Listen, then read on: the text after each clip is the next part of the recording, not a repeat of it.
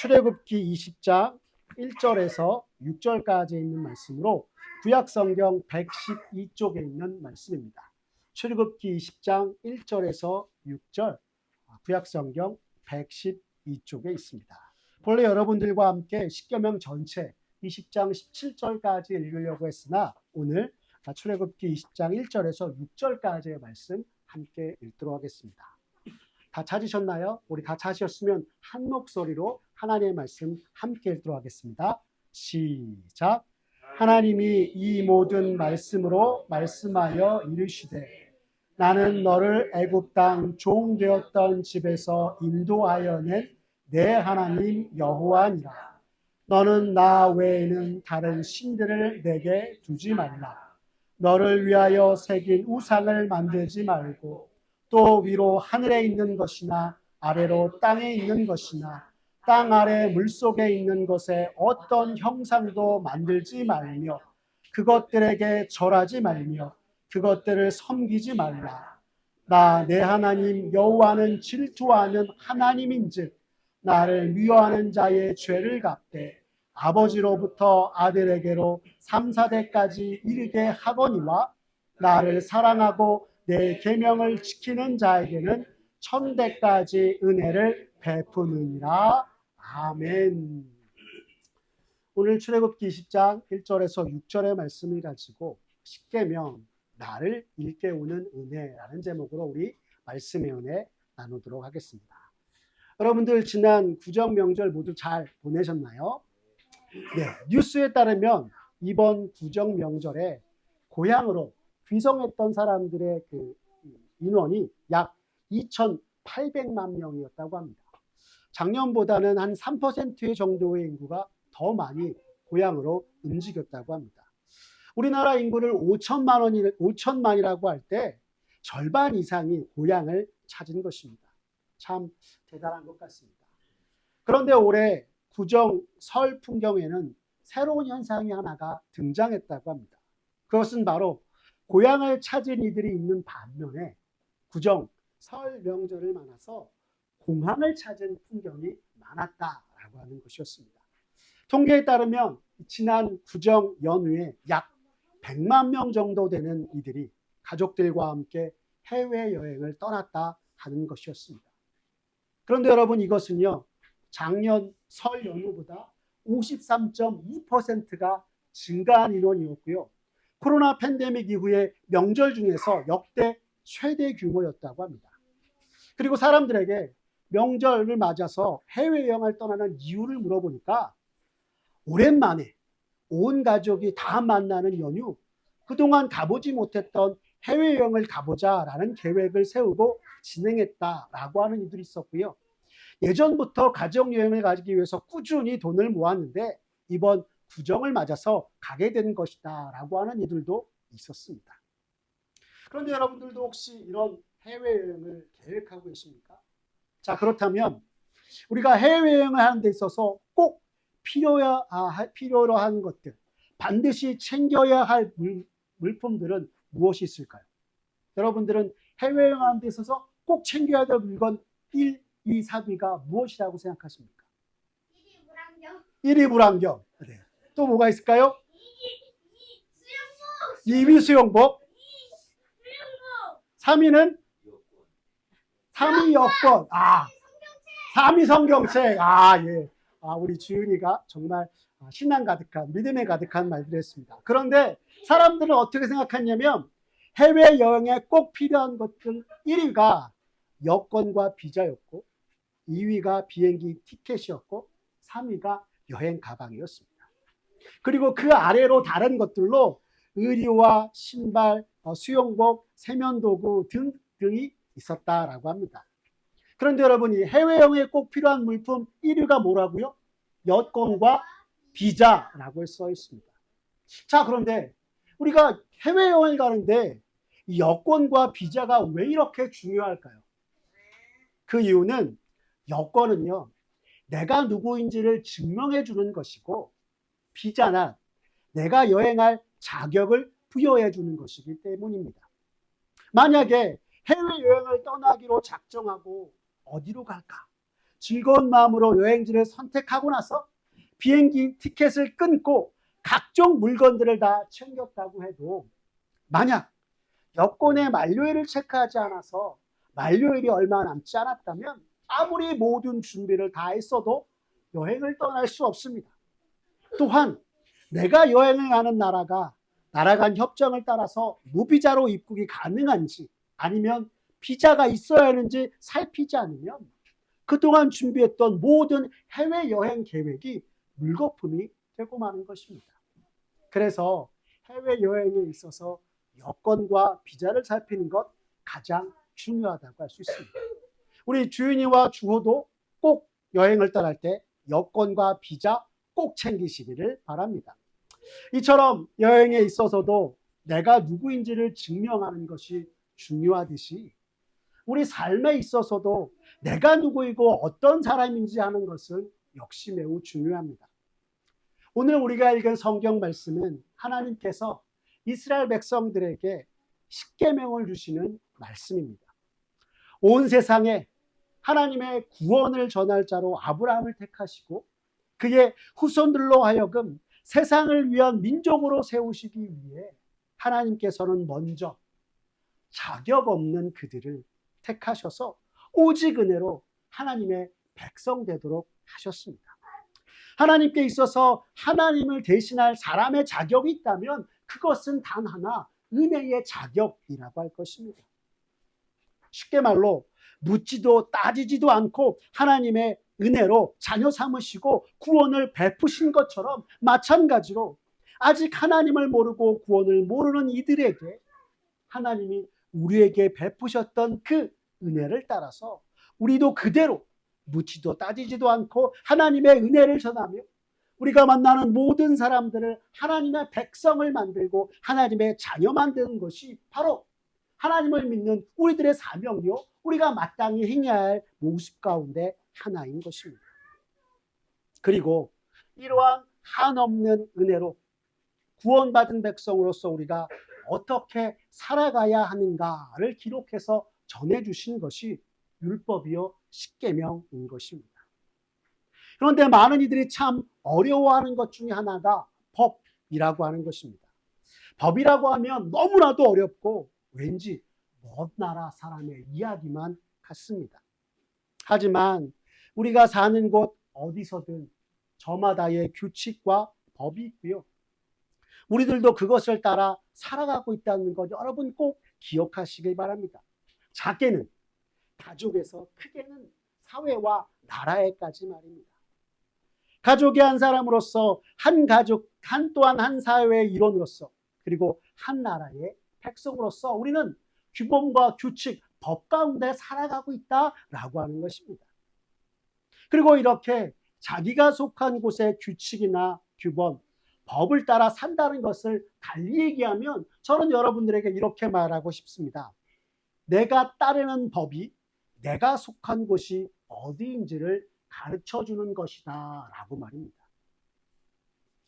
하나님의 이끄심을 따라 출애굽한 이스라엘은 그들이 지녔던 세상의 두려움과 걱정을 완전히 씻어주시는 하나님의 기적으로 말미암아 홍해를 건넜습니다.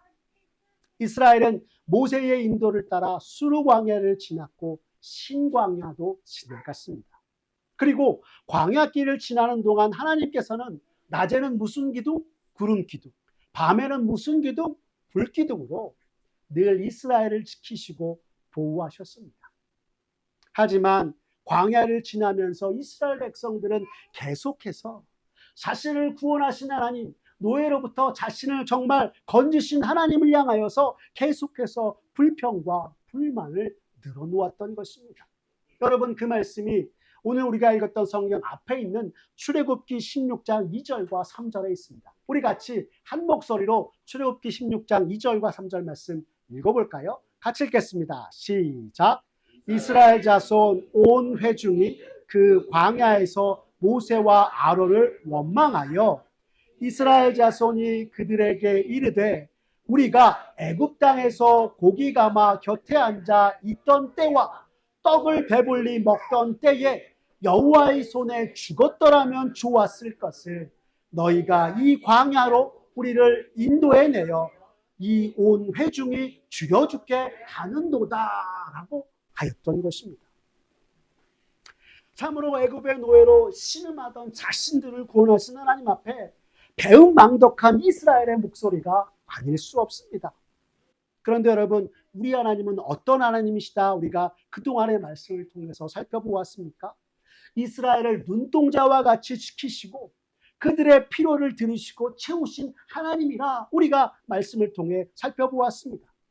우리라면 당장에 이렇게 얘기하는 이스라엘 백성들에게 욕을 하고 돌아설 것 같지만 하나님은 그렇게 하지 않으셨습니다. 오히려 하나님께서는 그들의 목소리를 들으시고 그들을 위해 반석을 쳐서 물을 내주기도 하셨고요. 줄여 죽는구나 라고 하는 그들에게 하늘에서 만나를 내려 먹여주기도 하셨던 것입니다. 그리고 이들이 출애굽한 지 3개월째 되었을 때 이스라엘은 마침내 첫 번째 목적지인 시내산에 도착하였습니다. 여러분, 시내산이 어떤 곳입니까? 왜 하나님께서 이곳으로 이스라엘 백성들을 오게 하셨던 것일까요? 여러분, 이 시내산은 예전에 하나님의 사람 모세가 하나님을 만났던 바로 그 호렙산입니다. 또한 이곳은 이스라엘 백성이 출애굽한 이후에 하나님을 예배하게 될 것이라고 하나님께서 말씀하셨던 바로 그곳이었습니다. 우리 출애굽기 3장 12절의 말씀을 함께 읽어보도록 할까요? 함께 읽겠습니다. 시작. 하나님이 이르시되 내가 반드시 너와 함께 있으리라. 내가 그 백성을 애굽에서 인도하여 낸 후에 너희가 이 산에서 하나님을 섬기리니 이것이 내가 너를 보낸 증거니라 라고 말씀하고 있는 것입니다. 그러니까 하나님께서는 모세에게 말씀하신 그대로 이스라엘 백성을 애굽에서 인도하여 시내산에 이르게 하셨던 것입니다. 여러분, 하나님의 말씀하신 그대로 온 이스라엘 백성 회중 모두가 다 하나님의 그 말씀의 이루어짐을 경험하게 되었던 것입니다. 그런데 여러분, 이곳은 이스라엘 백성이 가야 할 최종 목적지는 아니었습니다. 왜요? 이스라엘 백성이 가야 할 최종 목적지가 그럼 어디입니까? 바로 하나님이 그들에게 약속하신 땅 가나안이었습니다. 그들을 조상에게 주신 땅 가나안이 그들의 최종 목적지였던 것입니다. 이처럼 하나님께서는 이스라엘이 가나안을 향해서 나아가 하나님의 백성으로서 계속해서 길을 가기에 앞서서 그들에게 꼭 필요한 것을 주셨는데요. 하나님께서는 이 시내산에서 이스라엘에게 하나님의 법, 바로 십계명을 주신 것이었습니다. 여러분, 오늘 말씀을 전하면서 여러분에게 드렸던 말 기억하십니까? 내가 따르는 법이 내가 속한 곳이 어디인지를 보여주는 것이다 라고 하는 말입니다. 앞으로 하나님의 구원 역사를 온 세상에 전할 이스라엘, 하나님의 백성들에게 하나님께서는 그들을 온 세상을 위한 제사장 나라요, 거룩한 나라로서 세상과 구별된 이로서 그들이 누구이고 어떤 사람인지를 가장 분명하게 나타내주는 이스라엘 민족의 초석이 되는 바로 십계명을 이 시내산에서 주신 것이었습니다.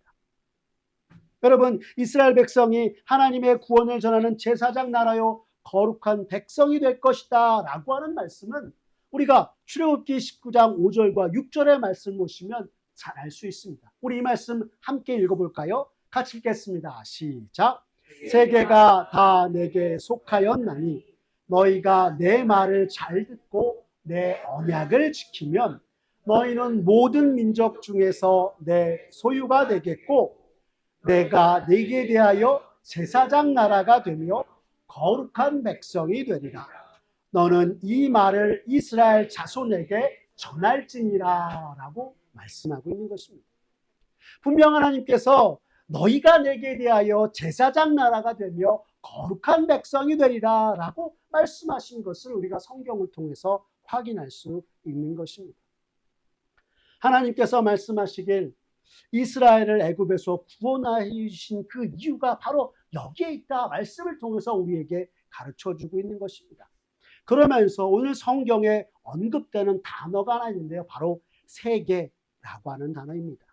여러분, 이 세상 그리고 모든 민족을 위해서 하나님께서 이스라엘을 부르시고 보내셨다라고 하는 말씀을 담고 있는 것입니다. 다시 말하면 하나님이 이스라엘을 구원하신 목적은 그들을 하나님의 백성으로 삼아 그들을 통해 온 세상이 하나님을 알게 하기 위해서라 말씀하고 있는 것입니다. 그리고 이 온 세상을 위한 제사장과 거룩한 백성으로서의 사명을 잊지 않고 세상 속에서 하나님의 자녀요 하나님의 백성으로서 주님 다시 오실 그날까지 바로 서기 위해서 이스라엘과 오늘 예수 믿는 우리들에게 주신 것이 바로 십계명이다라고 하는 것입니다. 여러분, 그럼 우리 여기서 잠깐 십계명을 간략하게 한번 살펴볼까요? 여러분, 제1계명이 무엇이었습니까? 너는 나 외에는 다른 신들을 내게 두지 말라라고 하는 말씀이었습니다.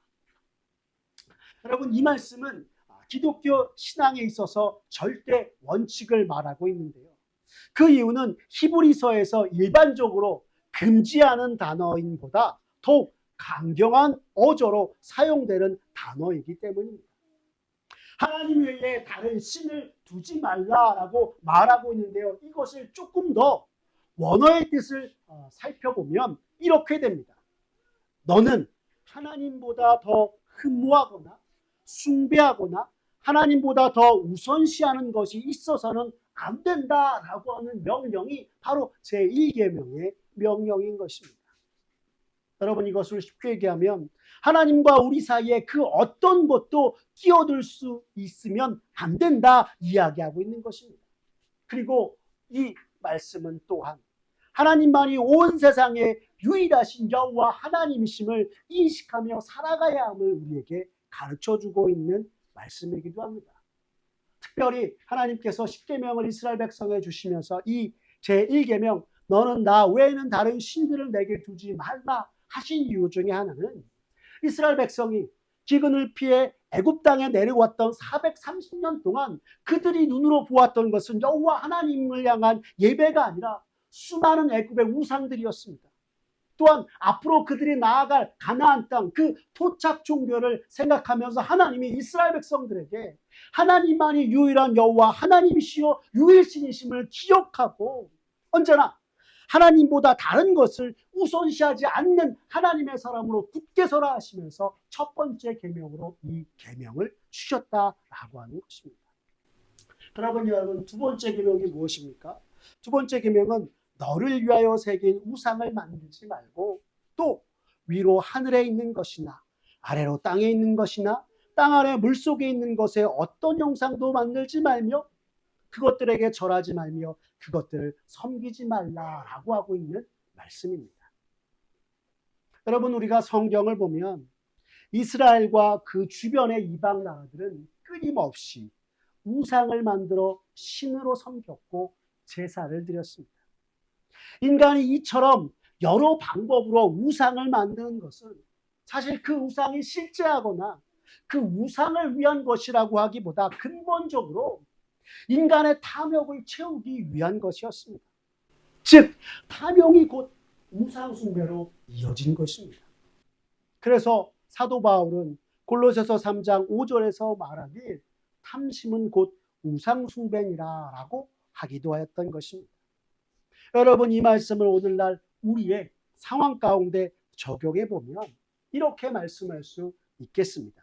그리스도인 된 우리가 하나님 외에 어느 누구, 어떤 것이라도 예배하거나 섬기는 것을 거부해야 한다라고 말입니다. 만약 우리가 하나님을 뒤로하고 다른 것을 따르기 쉬운 환경 속에서 우리의 마음을 하나님 앞에 온전히 두지 않으면 우리 역시 애굽의 수많은 사람, 가나안의 수많은 독자 종교를 섬겼던 이들과 마찬가지로 우상을 따르게 될지도 모른다라고 하는 것입니다. 자, 그럼 3계명은 무엇이었죠? 너는 내 하나님 여호와의 이름을 망령되게 부르지 말라라고 하는 것입니다. 여러분, 여호와의 이름은 사실 그 자체로 하나님을 나타내는 것이기에 헛되이 여호와의 이름으로 맹세를 하거나 아무 뜻 없이 여호와의 이름을 부르지 말라 말씀하고 있는 것입니다. 그래서 하나님의 이름을 망령되이 부르지 말라라고 하는 것은 하나님의 이름을 악한 목적이나 함부로 가치 없는 일에 사용하지 말라라는 뜻을 가지고 있는 것이기도 합니다. 그리고 네 번째 계명이 안식일을 기억하여 거룩하게 지키라라고 하는 것이었습니다. 여러분, 여기서 안식일을 기억하라라고 하는 것은 온 세상 천지 만물을 창조하신 창조주이시요 역사의 주관지 되신 하나님을 기억하라라고 하는 말씀과 동시에 안식일을 친히 제정하시고 안식의 모범을 보이신 하나님의 뜻에 순종하며 우리가 안식일을 지킴으로 장차 우리가 들어가게 될 영원한 하나님 나라의 복락을 하나님을 예비하며 지키라 말씀하고 있는 것입니다. 여러분, 구약의 이 안식일은 예수님이 이 땅에 우리를 위해서 오신 이후 사망 권세 이기시고 부활하신 날인 오늘날 우리가 하나님을 예배하는 주일을 말하는 것입니다. 그리고 이 계명을 통해 무엇보다도 안식일을 통하여서 주 안에서 우리가 육체와 영혼의 안식을 누리고 일주일의 하루는 일하지 않으며 무엇보다 더욱 하나님의 인재, 하나님의 뜻, 하나님의 섭리를 기억하고 사모하며 나아가는 믿는 자가 되라, 그리스도인 되라, 우리가 되라 라는 말씀을 담고 있는 것입니다. 우리가 살아가며 지고 가는 모든 짐들을 다 주 예수께 맡기고 주 안에서 우리가 쉼을 누리고 평안을 누리라 라고 주님이 말씀하셨던 것처럼 우리가 안식일을 기억하며 그 하나님의 놀라운 임재 가운데 하나님의 뜻과 섭리를 기억하고 사모하는 우리가 될 때에 참으로 우리가 하나님이 주신 그 쉼이 무엇이고 안식이 무엇인지 깨닫게 되는 것이다 하고 있는 것입니다. 자, 이 1계명부터 4계명까지가 바로 하나님과의 관계에 있어서의 모습을 나타내는 첫 번째 부분이었습니다. 그리고 5계명부터 10계명까지가 바로 사회와 이웃들과의 관계를 성경이 우리에게 말씀해주고 있는데요. 그 사회와 이웃에 관한 계명에서 첫 번째 계명이 여러분 무엇입니까? 5계명으로서 내 부모를 공경하라라고 하는 말씀입니다. 여러분, 종교개혁의 첫 시작을 열었던 이가 누구십니까? 루터였습니다. 근데 여러분, 그 루터가 부모를 말해서 뭐를 얘기했는지 아십니까? 루터는 이야기하길 부모는 하나님의 대리자라고 이야기하기도 하였습니다. 더불어 하나님께서 부모를 섬기라 명하신 것은 잘 기억하세요. 자녀로서 우리가 부모를 섬기고 순종함으로 아버지 되신 하나님을 섬기며 순종하는 법을 배우게 하신 것이다 라고 하였던 것입니다. 신약성경 에베소서 6장 1절과 3절에 있는 말씀이 우리에게 가르쳐 주듯이 부모를 공경하고 또한 순종하는 것이 약속 있는 첫 계명으로서 우리가 날마다 부모를 공경해야 함을 성경은 우리에게 가르쳐 주고 있는 것입니다. 자, 그리고 6계명은 살인하지 말라라고 하는 계명입니다. 이것을 달리 얘기하면 다른 사람의 생명을 빼앗지 말라라고 하는 말인 것입니다. 여러분, 살인은요, 단순히 한 사람의 생명만을 빼앗는 것이 아니라 하나님의 형상을 무참히 빼앗는 것이고 생명의 주관자 되신 하나님의 주권을 침해하는 것이기에 이를 철저히 금하여라 라고 성경을 통해서 우리에게 하나님께서는 가르쳐주고 있는 것입니다. 그리고 7계명 간음하지 말라라고 하는 것은 쉽게 말하면 다른 사람의 가정을 빼앗지 말라라고 하는 것인데, 이 또한 간음이 하나님의 창조 원리와 결혼의 신성함을 파괴하는 것이요 하나님의 영광을 가리는 것이기에 간음하지 말라 이스라엘 백성들에게 말씀하고 있는 것입니다. 그리고 8계명 도둑질하지 말라라는 것은 다른 사람의 소유를 빼앗지 말라 이야기하고 있는 것입니다. 여러분, 구약의 율법을 따르면 형제를 속이고 기만하는 것이나 형제에게 마땅히 주어야 할 분깃을 빼앗는 것은 죄악으로 여겼기에 이 같은 것을 하지 말라 하나님께서 이스라엘 백성에게 말씀하고 있는 것입니다. 그리고 제9계명이 무엇이었습니까? 내 이웃에 대하여 거짓 증거하지 말라 하는 것이었습니다. 예를 쉽게 말하면 우리 이웃에 대해서 거짓말과 위증과 같은 거짓 증거를 하지 말아야 한다라고 하는 것입니다. 여러분, 위증과 우리가 거짓 증거를 하지 말아야 하는 이유는 공의로우신 하나님을 거스르는 것으로서 심히 가증한 것이기 때문입니다. 달리 말해 자기의 유익을 위해서 또는 이기적인 욕심을 채우기 위해서 거짓과 모략을 행하지 않고 늘 주를 믿는 자로서 하나님의 그 놀라운 공의를 따라 행해야 함을 성경이 우리에게 가르쳐주고 있는 것입니다. 마지막 10계명 내 이웃의 집을 탐하지 말라라고 하는 계명은 다른 사람에게 속한 것을 탐내지 말라라고 하는 것으로 말씀할 수 있습니다. 사실 집과 가정 그 안의 모든 것들은 우리가 사는 데 있어서 정말 필수적인 것입니다. 그리고 이 모든 것들을 우리에게 허락하신 것이 바로 여호와 하나님이십니다. 만약 이것을 우리가 망각하고요, 이웃의 집과 아내와 그 소유물들을 탐한다면 집과 가정 안에서 쉼과 행복을 누리게 하신 하나님의 그 뜻을 반하는 것이기에 이것을 하지 말라 하나님께서는 말씀하고 있는 것입니다. 이 10가지 모든 믿는 자들이 하나님 앞에서 가져야 할 삶의 바른 기준과 의무들이 하나님께서 모세를 통해서 이스라엘 백성에게 주신 10계명이요. 여러분, 이것을 기억하고 사는 이들이 바로 하나님의 백성이다 성경은 말씀하고 있는 것입니다. 하나님께서 이처럼 10계명을 주신 이유는 이스라엘의 존재의 유무가 하나님께 있기에 하나님이 어떤 분이신지, 그리고 하나님께 한없는 은혜를 받은 백성으로서 우리가 어떻게 살아가야 하는지 분명히 인식하고 살아가기 위함이었다라고 하는 것입니다. 또한 하나님께 대한 우리의 책임과 옳은 것을 행하여서 죄가 무엇이고 왜 우리가 하나님 앞에서 죄인인가를 인식하게 하기 위함이었던 것입니다. 더불어 죄인인 이들을 부르시고 백성 삼아주신 하나님을 온전히 섬기고 하나님을 따름으로 정말 하나님께서 우리에게 베푸신 그 은혜가 얼마나 큰지를 깨달아 오직 여호와 하나님을 섬기고 하나님 앞에서 살아가게 하도록 하나님께서는 이스라엘과 오늘 믿는 우리들에게 10계명을 주셨다라고 하는 것입니다. 그런데 여러분, 우리는 10계명을 대할 때 날마다 어떻게 생각합니까? 10계명은 너무나 어렵고 힘들고 복잡하다라고 합니다. 은혜와 축복은커녕 할 수 없는 것들로, 좌절만 가득한 것들로 정말 하나님께서 말씀하셔서 끊임없는 절망 가운데를 이끄셨다라고 생각하는 것이 우리들의 모습인 것입니다.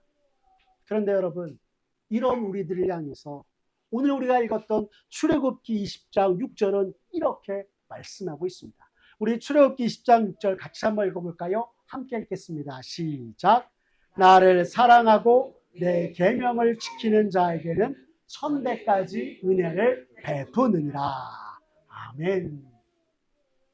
여러분, 10계명을 시작하며 하나님만을 유일신으로 인식하고 하나님만을 섬기라는 말씀을 통해서 하나님께서 결국 하나님의 사람들에게 하시고자 하는 마음이 무엇인지를 이 출애굽기 20장 6절의 말씀이 담고 있는 것입니다. 여러분, 그것이 무엇입니까?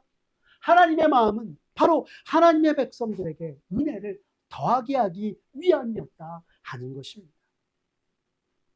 이미 하나님께서 이스라엘의 말씀을 지켜서 구원을 얻은 것이 아니라 은혜로 출애굽을 통해서 하나님의 구원을 얻었고 거기에 세상을 위한 하나님의 백성, 하나님의 구원을 이을 자로 더욱 굳건하게 서도록 하나님의 율법을 주신 것이요 10계명을 주신 것이기에 여러분이 계명 자체는 하나님을 믿는 모든 사람에게 하나님의 은혜를 더하기 위해서 주어진 것이라 할 수 있는 것입니다.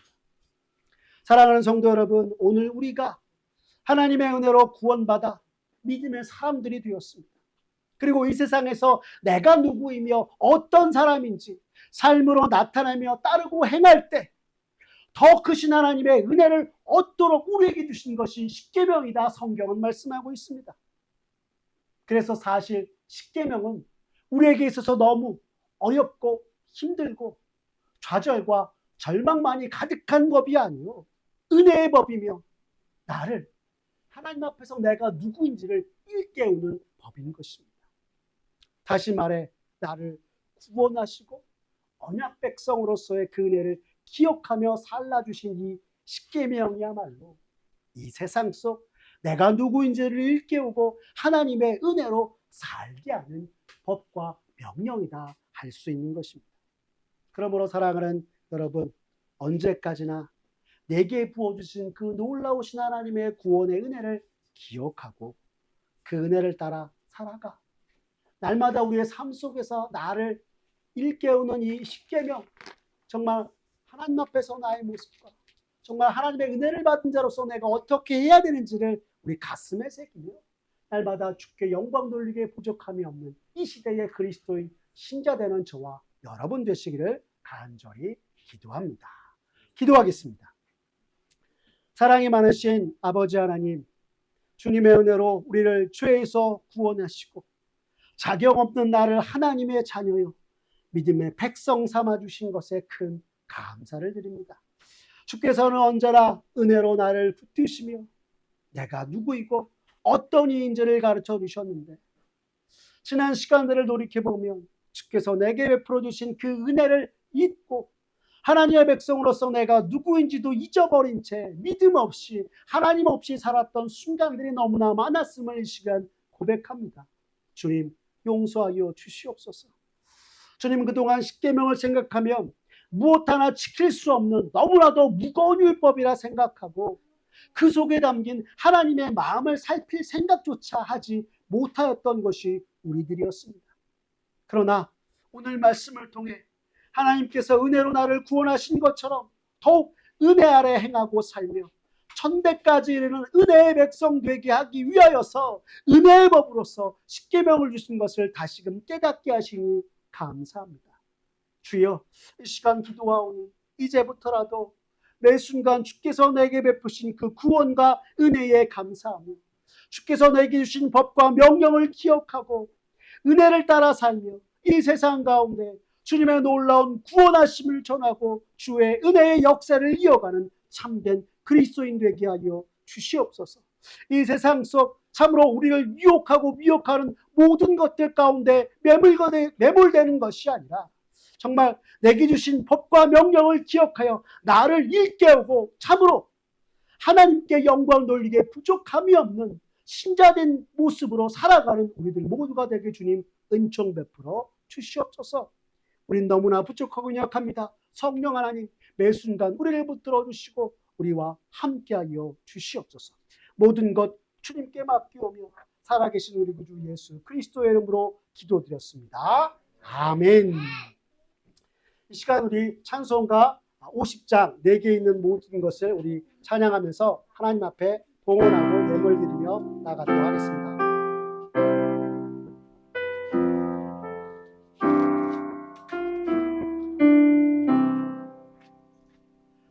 내게 힘든 모든 것을 아낌없이 드리네. 사랑하고 의지하며 주 따라 살리라. 주께 드리네. 주께 드리네. 사랑하는 구주 앞에 모두 드리네. 내게 있는 모든 것을 겸손하게 드리네. 세상 욕심 멀리하리. 주소서. 주께 드리네, 주께 드리네. 사랑하는 구주 앞에 모두 드리네. 내게 있는 모든 것을 주 위에 드리네.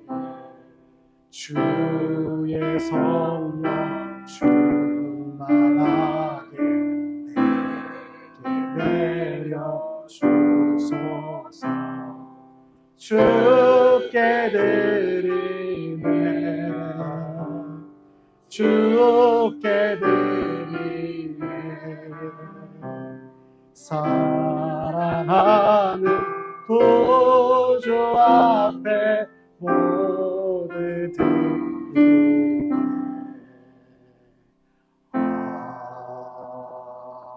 아멘. 주님, 오늘도 주 앞에 나와 예배하며 주님께 영광 돌리게 하시니 감사합니다. 이 시대 믿음으로 사는 이로서 내가 누구인지, 무엇을 위해 나아가야 하는지 한순간도 잊지 않게 하시고 나를 구원하신 주님께 감사하며 주의 법과 명령을 따라 행하여 그리스도인으로서 사는 우리 모두가 되게 하여 주시옵소서. 주님 또한 지난 한 주간 우리를 지키시고 보호하신 은혜에 감사하며 하나님 앞에 예물을 드리며 나아갑니다. 주여, 언제나 먼저 주께 감사하고 모든 것 주께 있음을 고백하는 주의 백성들 위해 주님 복내려 주시고 주님이 부르신 백성이 오니 날마다 이 세상을 믿음으로 헤쳐나갈 수 있도록 새 힘을 주시고 은혜를 더하여 주시옵소서. 또한 이 땅에서 살아갈 때에 성도의 사명을 다할 수 있도록 늘 영육간의 강건함으로 지켜주시고 언제 어디서나 그리스도인으로서 믿는 자답게 살아가 주님께 영광 돌리는 우리 모두가 되게 하여 주시옵소서. 주님께 모든 것을 맡기오며 살아계신 우리 구주 예수 그리스도의 이름으로 기도드렸습니다. 아멘. 우리 주 예수 그리스도의 은혜와 하나님 아버지의 사랑과 성령 하나님의 교통하심이 너희 무리와 함께 있을지어다. 아멘.